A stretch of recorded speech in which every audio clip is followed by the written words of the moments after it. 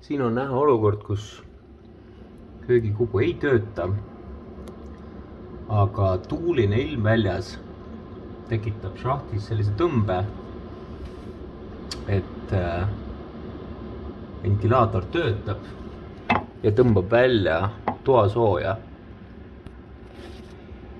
Ja see õhk, mis siia tuppa asemele tuleb, see ei tule sellest Confoendi süsteemist, sest see süsteem ei ole selle süsteemiga absoluutselt seotud, vaid tõmmatakse kortervaakumisse ja akente vahelt tuleb külm õhk sisse ja toasoe läheb siit välja.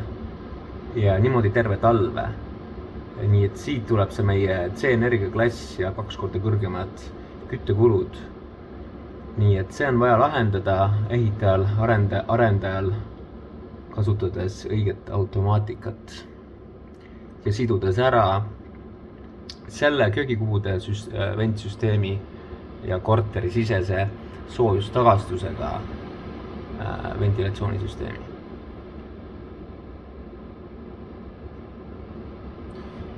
Nüüd kui ma kubu tööle panen,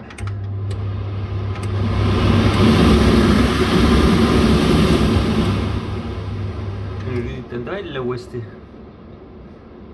ja kuulen seda õhu voogamist.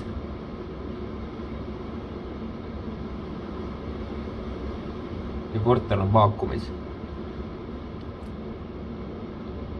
Nii et peidetud, varjatud viga siin ta on.